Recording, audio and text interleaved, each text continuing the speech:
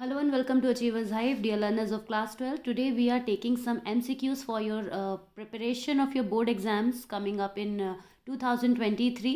और इस एग्जामिनेशन में जैसा कि आप जानते हैं कि न्यू फॉर्मेट में 70 मार्क्स का आपका क्वेश्चन पेपर है, जिसमें 1 मार्कर क्वेश्चन इनिशियली कुछ रहेंगे, जिसमें कुछ सेशन रीजनिंग भी होंगे और इसके अलावा MCQ बेस्ड क्वेश्चंस भी होंगे। तो आज के इस टेस्ट सीरीज़ में हम MCQ डिस्कस करेंगे फ्रॉम चैप्टर नंबर 1। और इन क्वेश्चंस की प्रैक्टिस करने का सबसे अच्छा तरीका यही है कि आप अपने पूरे चैप्टर की अच्छे से डिटेल में रीडिंग करें, क्योंकि that is the only way through which you can do. उसी से आपकी प्रिपरेशन बहुत अच्छे से हो पाएगी। तो चलिए आज की क्लास क्विकली स्टार्ट करते हैं, जिसमें हम कुछ MCQs डिस्कस करेंगे from chapter number 1।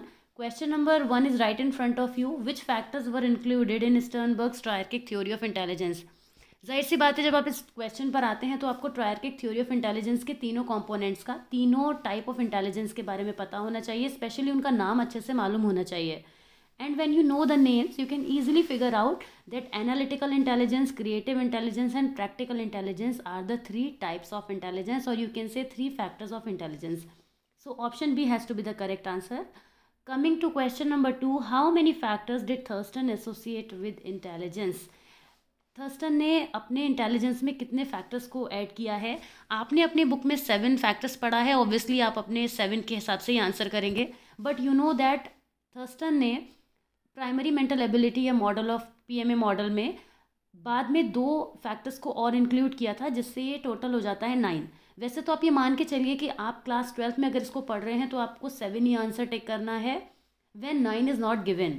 But just in case 9 is also given as an option, then please mark 9 as a correct answer, क्योंकि 9 are the total factors which Thurston has given। आपकी book के हिसाब से ही question आएगा, आपको confuse नहीं होना है। आपको 9 नहीं ही मिलेगा, that is 99% sure. But just in case you find it 9 as an option, then 9 has to be the correct option among, और you can say between 7 and 9।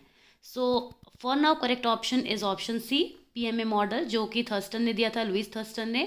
उन्होंने इसमें टोटल 7 फैक्टर्स बताए हैं इंटेलिजेंस के। Moving on to the next question, which of these factors were not included in Thurstone's theory of intelligence. आपने Louis Thurstone की theory पढ़ी है, तो इनमें से कौन सा इंटेलिजेंस नहीं है? देखिए, अभी अभी मैंने आपको बताया कि आपको 7 फैक्टर्स ही कंसिडर करने हैं, क्योंकि आप क्लास 12th में इसे पढ़ रहे हैं।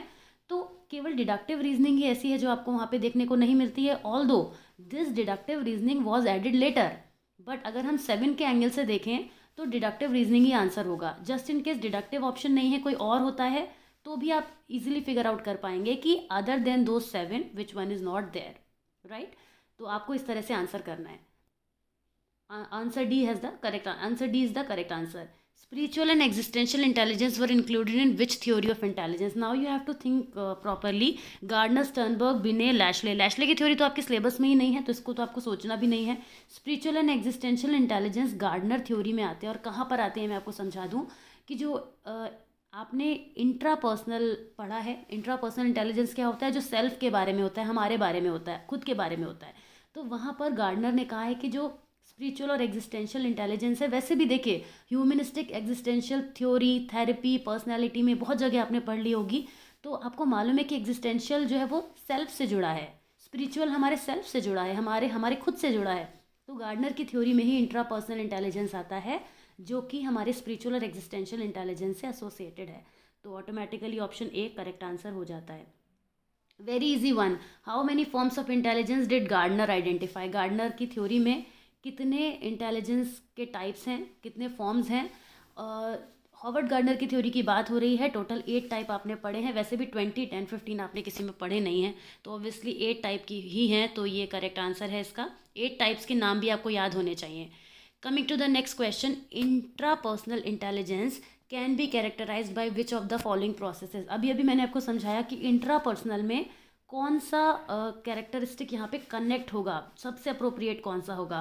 देखिए, कम्युनिकेशन एबिलिटीज़ इंट्रा से नहीं हो सकती, क्योंकि इंटर में होंगी तो समझ में आता है। इंट्रा तो is all about the self. Musical empathy, it does not make sense here, क्योंकि वो म्यूजिकल इंटेलिजेंस की बात करता है। Team cooperation is more about the team building, तो जिसमें टीम तो तभी होती है जब एक से ज़्यादा लोग होते हैं। तो clearly option B is the correct answer, but I was trying to explain you कि ACD क्यों नहीं होंगे। So option B has to be the correct answer for this question number 6। Moving on to the next question, the concept of primary mental abilities was proposed by which of the following? ये question तो आपके लिए बहुत ही easy है कि PMA model किसने दिया था? लुइस थर्स्टन ने दिया था, तो B is the correct answer. How many mental abilities were identified by Guilford? अच्छे से मालूम है आपको. सबसे पहले 120 थी, फिर 150 थी, फिर 180 थी. ये भी आप ध्यान रखिएगा. अगर आपके पास ऑप्शन में 180 है then mark 180. Initial mental abilities given by Guilford were 120. इस ऑप्शन में हम देख सकते हैं 120 के अलावा कोई ऑप्शन ही नहीं है. अगर 150 ऑप्शन होता, मान लेते हैं कि ज़ीरो की जगह पे 150 होता, तो हम 120 और 150 में 150 चूज़ करते हैं. हम मैक्सिमम चूज़ करेंगे गिलफोर्ड के केस में, क्योंकि जो लेटेस्ट हैं उनकी वो 180 हैं. वो सेल्स का डिवीज़न करते चले गए, जिस वजह से वो एबिलिटीज़ बढ़ती गई. तो सबसे पहले 120, फिर 150 और फिर 180, याद रखिएगा. Cattell identified which two forms of intelligence? Cattell ने इंटेलिजेंस की कौन सी दो टाइप को डिफाइन किया है? रेमंड कैटल ने. The correct option for this question has to be crystallised and fluid intelligence. Crystallise और फ्लूइड इंटेलिजेंस पर एक सेपरेट वीडियो है, उसको आप विजिट कर सकते हैं, वहाँ से डिटेल में समझ सकते हैं. हालांकि आपके सिलेबस में कहीं पर भी नहीं है. Coming to the next question, intelligence can be defined as what? अब इन चारों में से आपको देख के बताना है कि किसको आप इंटेलिजेंस की फॉर्म में डिफाइन करेंगे. Knowledge of a great many facts, ability to get good grades in school, all the factors that make one person different from another, ability to think abstractly and learn from experience. तो यहाँ पर हम clearly देख सकते हैं कि option D has to be the correct answer. Because जब हमारी एब्स्ट्रैक्ट थिंकिंग होती है, हमारे एक्सपीरियंस से हम लर्न करते हैं, तो ये रॉबर्ट स्टर्नबर्ग की थ्योरी में भी आपने पढ़ा है. तो option D has to be the correct answer. What is the leading cause of mental retardation is believe to B?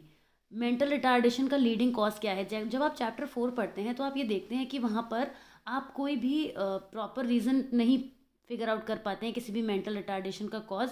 लेकिन जो कुछ माना गया है, जो कुछ कंसीडर किया गया है by the researchers, by the psychologist, by the scientist, कि क्या लीडिंग कॉज है, तो वहाँ पर निकल आता है कि फेटल अल्कोहल सिंड्रोम ये जो है एक लीडिंग कॉज है जिसकी वजह से मेंटल रिटार्डेशन होता है. Right. So this you again you have to learn, remember, अपने ध्यान रखना है आपको. Coming to the next question, the first intelligence test were designed by two French man. कौन थे वो? बिने एंड साइमन. ये आपको याद रखना है, अगेन ये याद रखने वाला क्वेश्चन है. What is the CA in the formula of IQ? Very easy to understand. Chronological age is the correct option answer for this question. Question number 13, chronological age. The belief that intelligence is a general ability is a result of the work of which one? कि intelligence जो है कुछ general ability है, ये किसने दिया था? Correct option for this is Spearman. Spearman ने अपने दो फैक्टर दिए थे जहाँ पे जनरल एबिलिटी और स्पेशल एबिलिटी की बात की थी उन्होंने. तो Spearman has to be the correct answer. In the normal distribution curve of intelligence test scores the mean IQ is set at which one? Mean IQ कहाँ पर होता है? आपने एक नॉर्मल प्रोबेबिलिटी कर्व में देखा होगा. देखिए, आपने एक नॉर्मल प्रोबेबिलिटी कर्व में देखा है, ये आपका NPC हो गया. इसमें आपने देखा होगा कि यहाँ पर जो वैल्यू होती है ये इसको हम मीन वैल्यू कहते हैं. तो ये मीन वैल्यू कितनी होती है? यहाँ पर मीन वैल्यू होती है यहाँ पर 100. So the option B has to be correct answer for this one. In the normal distribution curve of intelligence test score the mean IQ score is set at 100. आगे बढ़ते हैं अब हम.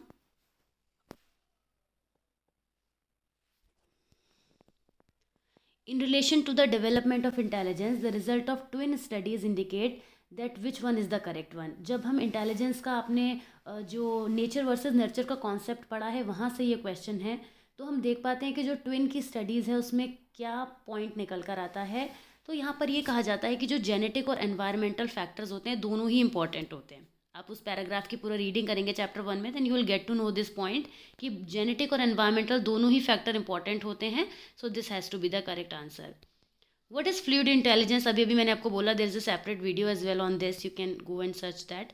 सो फ्लूइड इंटेलिजेंस क्या होता है? Let me again explain you. It is a type of reasoning that involves the ability to solve problems and understand complex relationship. जो fluid intelligence है वो एक टाइप की रीजनिंग है जिसमें पर्सन के अंदर जो प्रॉब्लम सॉल्विंग की एबिलिटी होती है और कॉम्प्लेक्स रिलेशनशिप को अंडरस्टैंड करने की अंडरस्टैंडिंग होती है वो बहुत हाई होती है. So this is what called fluid intelligence.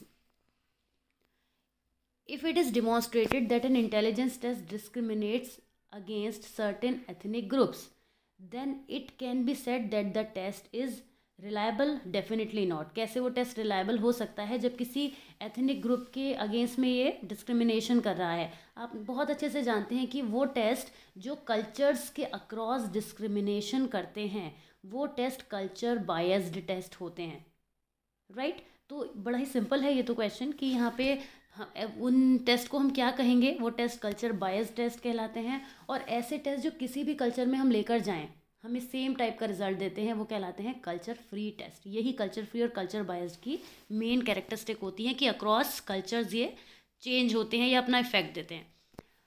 Sternberg के अकॉर्डिंग इंटेलिजेंस इनमें से क्या है? Made up of 3 different intelligence, a single general underlying ability? Definitely single तो है ही नहीं, ये तो अल्फ्रेड बिने ने कहा था। उसके बाद मेड अप ऑफ 8 और more independent mental abilities? No, made up of 8 वाला कहा था हॉवर्ड गार्डनर ने। Single specific ability which can not be measured by traditional intelligence test? तो क्लियर सी बात है, रॉबर्ट स्टर्नबर्ग ने 3 टाइप का इंटेलिजेंस दिया था, तो option A has to be correct answer.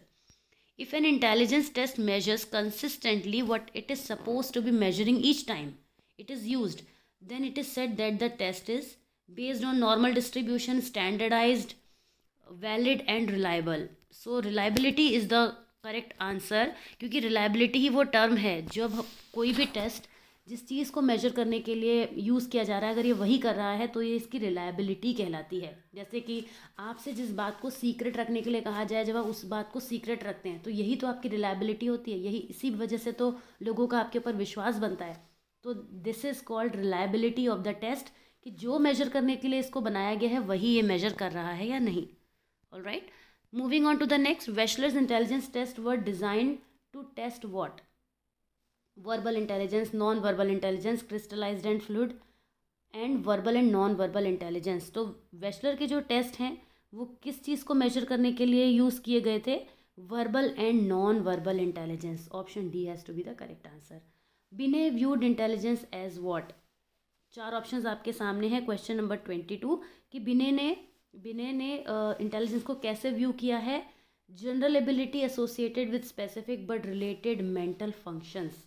This is the correct answer for question number 22 कि बिने ने क्या कहा है कि जो एक जनरल एबिलिटी है लेकिन इसके अंदर कई सारे क्लस्टर, ये क्लस्टर ऑफ एबिलिटीज़ है बेसिकली जिसमें कोई एक लीड करता है, इसी वजह से हम उसको सिंगल फैक्टर भी कहते हैं।